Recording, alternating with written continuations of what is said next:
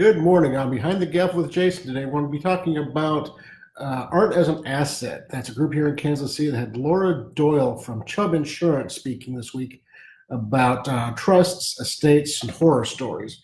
And it was a really interesting conversation. Conversation is very similar to what we talk about every day with clients here at the KC Auction Company. And so I wanted to kind of recap that and let you all know what I saw and why I think it's important for what we do and what you guys do every day. Hey, thanks for watching, Stacy. If anybody's watching has questions, thoughts, comments, or concerns, go ahead and post them down here, or you can drop us a direct message at any time. I'll give you more contact information at the end of the episode. So Wednesday, which was a day between ice storms here in Kansas City, I attended Art as an Assets lunch. They had Laura Doyle from Chubb Insurance speaking. And let me give you a quick background of what Art as an Asset is. It's a group that was founded here in Kansas City by three women, Kama Mosley, Lindsay Serrano, and Kim Weinberger. Kama is a risk consultant for Lockton Insurance, which is a subsidiary of Chubb. Lindsay Serrano is a senior wealth consultant with Mariner Wealth Advisors. And Kim Weinberger is, of course, the owner of Weinberger Fine Art here in the Crossroads.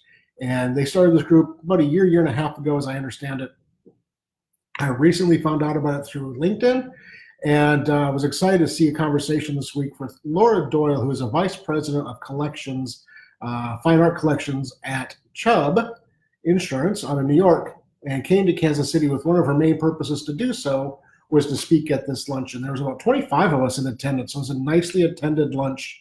Mildred's Coffee House provided box lunches for those of us in attendance, and I was really excited to go, and I was really excited to see such a nice turnout. And then also to see other people who are in the profession of insuring and advising and collecting art. And it was had some great conversations with some of the other attendees. But Laura Doyle was the reason to go. She's, like I said, the vice president of collections at Chubb Insurance. And she spoke for about 45 minutes on different aspects of insuring art and collections from the vantage point of somebody who deals with the best of the best clients, the top 1%. And it was interesting to see her and hear her speak about some of the things that we see and recognize on a daily basis. Her conversation was titled, let me see here, Trusts, Estates, and Horror Stories. And so the horror stories are the fun part. And so let's kind of start there as far as what she sees as what affects a horror story, what puts a horror story into place. One of the things that she talked about is she has a client that has a great collection of art, and one of the pieces they have is a Rothko painting, one of the big Rothko color fields. There's a beautiful one hanging up at the Nelson, one of the preeminent 20th century artists. Everybody in the art world knows that name, knows the big blocks of rectangular color, and this client of theirs has a big Rothko hanging in their gallery, in their entry area, as the focal point of when you walk in their house, there's this beautiful piece. And this family, this couple decides they host events on a regular basis at their house. They have parties and get-togethers, and they were having a fundraiser there. And somebody spilled champagne on the Rothko. And it doesn't seem like a hard thing to fix because it's just colors, except the color field paintings are very challenging to restore, because it's not like you just put black on there. There's textures and layers and tones to the black, and where the black changes into red, there's different gradations along the way, and so it's much more challenging than you would think to restore that so that it's not properly seen, or not seen as a restored piece. And so Laura talked about what that looked like from start to end, and it was interesting. Just to kind of recap what they did, they found somebody who could restore it, and they did. When the painting was insured, it was insured before the event for $25 million. And so Chubb took possession of it, brought it to the restorer. They had it restored. They had an appraisal redone on it after it was restored, and figured that the painting was worth then, even with the restoration, because the market had changed since the first appraisal to the second. The painting in the restored state was worth $30 million, and they figured a 10% loss of that value. No, the painting would have been worth $30 million without the restoration. They figured a 10% loss on that value. So they actually gave a check to the clients for $3 million and did the restoration work. And now the client has a fully restored and reappraised piece because of that, which was a happy story.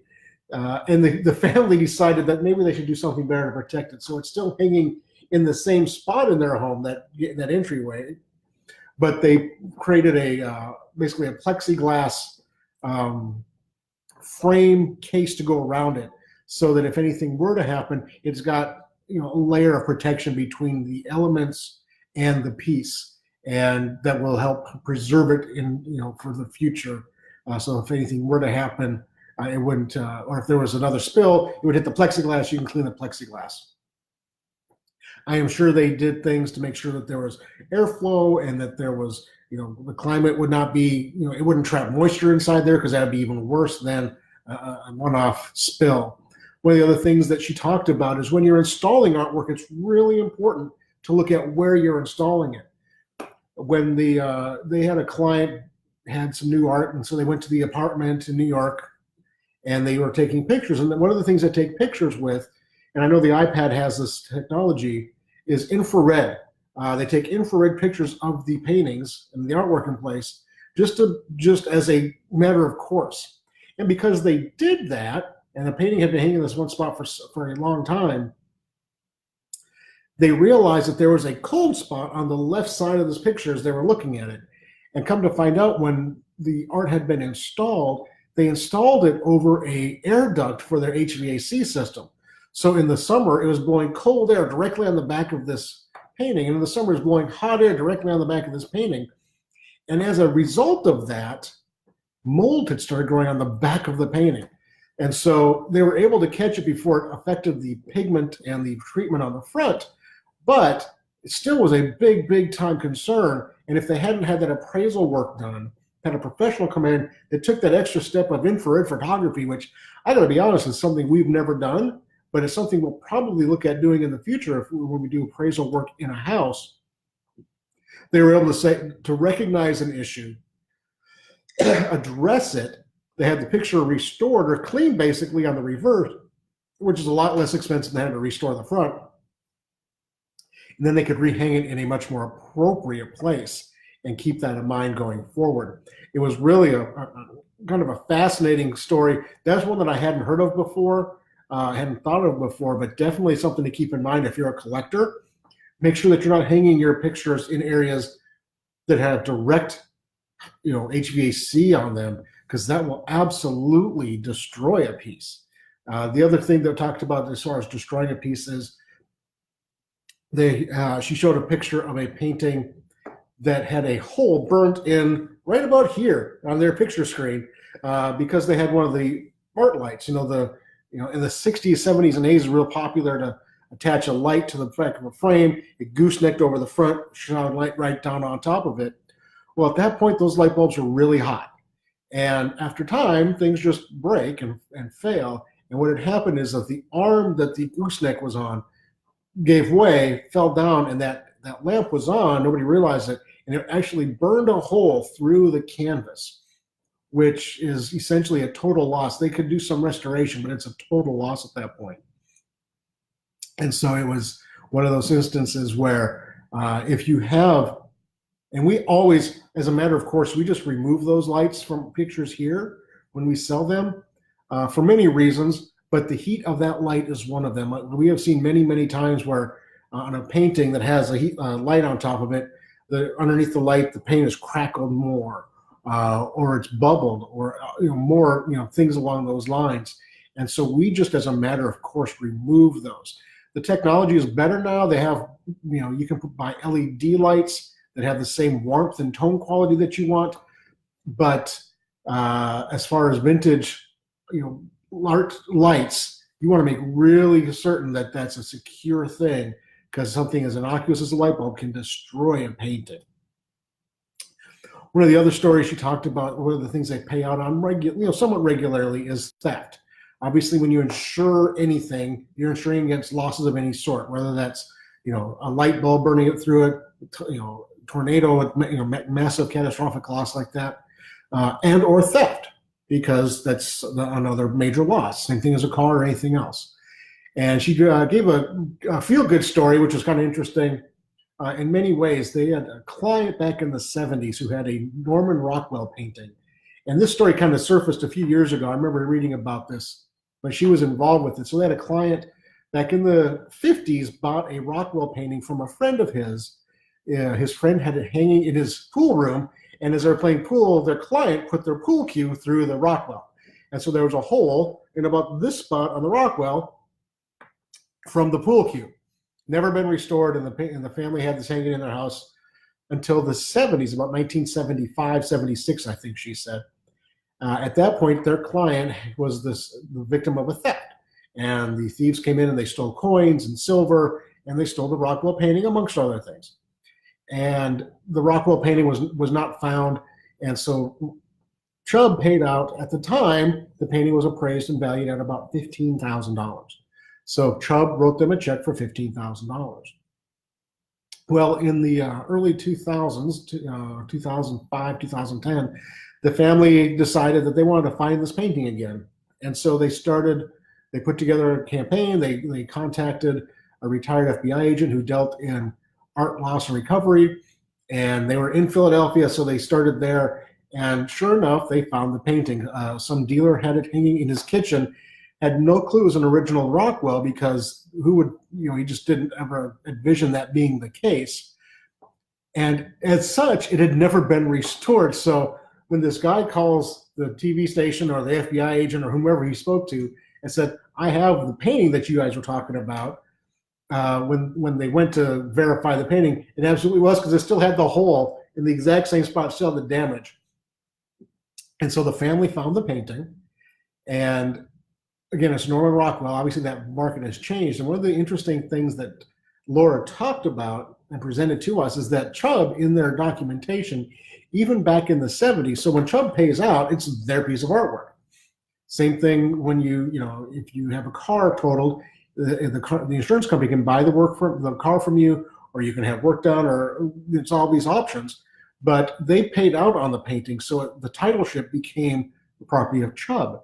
So when this painting was found, in their original documentation, and Chubb said, and Laura said they still do this, if they ever pay out on a piece that is the victim because of a loss, if the piece is ever found again, the family can buy it back for the value at the time of the loss. So the family was responsible to give Chubb $15,000 for the painting, because that's what it was worth in 1976. They had the painting restored, cleaned, refreshed. Obviously the hole was repaired, and then they sold it for $900-some thousand. So it was brilliant on the family's part that they realized that you could do that, and that policy was in place, and that the wording of that policy was such that if they were to find it, they would only be out the $15,000 to Chubb to reclaim legal ownership of the piece. So that was really interesting. Another thing that Laura talked about, and this is really kind of a fascinating, interesting thing in the marketplace, not just in art, but in antiquities, is legal ownership. And that is becoming such an important factor, especially in the antiquities market, and even in the fine art market, because if you look back historically, there are times when, World War II, there is such a huge amount of artwork stolen from families by the Germans and the Nazis, stolen from Jewish families and others at the time, and they're still coming on the market. They're still finding pieces now that were stolen then, and people who bought them 30 years ago with no concern about legal ownership or authorship are finding themselves in a position today of not legally owning pictures that might be worth tens of millions of dollars. And Laura said that their policies do not cover legal ownership of. Their policies will help offset legal costs to involve with that situation, but as far as the money paid for the artwork, that is not something that they insure. And so if you were to go out and spend $20 million on a painting today that was found out to be stolen, their insurance policy would not cover it, the loss of the expenditure.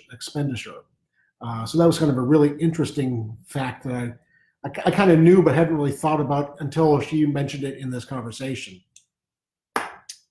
That's kind of the nutshell. It was interesting to hear somebody at that level, the 1% level, talking about the same things that we talk about, in the levels that we talk about here in Kansas City with our clients and customers.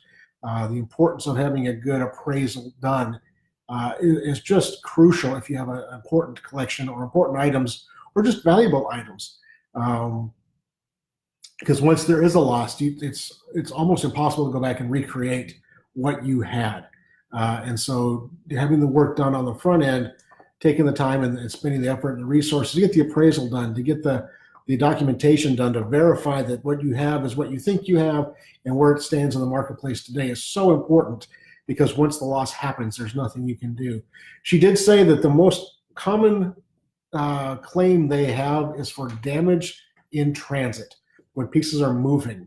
And I can completely see that being the case. When we have a lot of people come and pick up artwork and they put it in the back seat of the car, and that's going to be fine 99% of the time.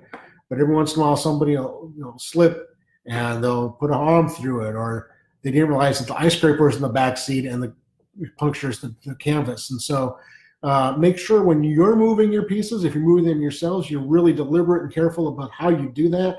You don't want something to get home damaged that isn't insured. And if you're hiring somebody to move something, make sure that they know what they're doing and that they're covered for that process. Laura was saying that a lot of movers who move art are not classified by the insurance company to be able to do that. And so you want to make sure that the people you choose to move valuable, important pieces have the training and the insurance to do it correctly and well. And those are kind of the biggest takeaways: is spend the time and the effort and the resources to have the works appraised before you have an issue, and then moving, when things are moved, make sure you take that extra care, that extra step. Spend the extra money to have it done right, because there's nothing worse than having somebody cheap out on shipping costs only for you to get a piece that's damaged. I see it every day in different Facebook groups. Somebody is upset that their item got to them damaged when they didn't want to spend the extra money on good quality shipping. And it's a cost. It absolutely is a cost and concern, but it's worth the extra few dollars to have it done correctly. Anyway, thank you all so much for watching. If you have any questions, go ahead and post them here. Hit the like button, the share button, the friend button if you were watching this and think friends could be interested in what we talked about today. You can always send us a direct message to the Facebook page here. If you have specific questions you don't want the public to know about insuring your collection, selling your collection, steps to take to ensure the safety of your collection, we can answer all of those kinds of questions. You can also drop us an email at info@kcauctioncompany.com, info at letter K, letter C, auction company spelled out.com. Or you can always give us a phone call at 816-283-3633, 283-3633. Thanks for watching. Hopefully it's warm where you are. I doubt it. Most of the country is still under a big Arctic blast. We had incredibly weird weather. We had thunder, sleet, and freezing rain on Wednesday night, which essentially shut the city down yesterday. So we're trying to catch up here at the office today. And scraping sidewalks of about an inch of frozen rain, sleet, snow mix. It's a lot of fun. I won't have to work my arms this weekend because I will barely be able to pick up my lunch this afternoon. But if you have any questions, let us know, and we'll look forward to seeing you next week on Behind the Gavel with Jason.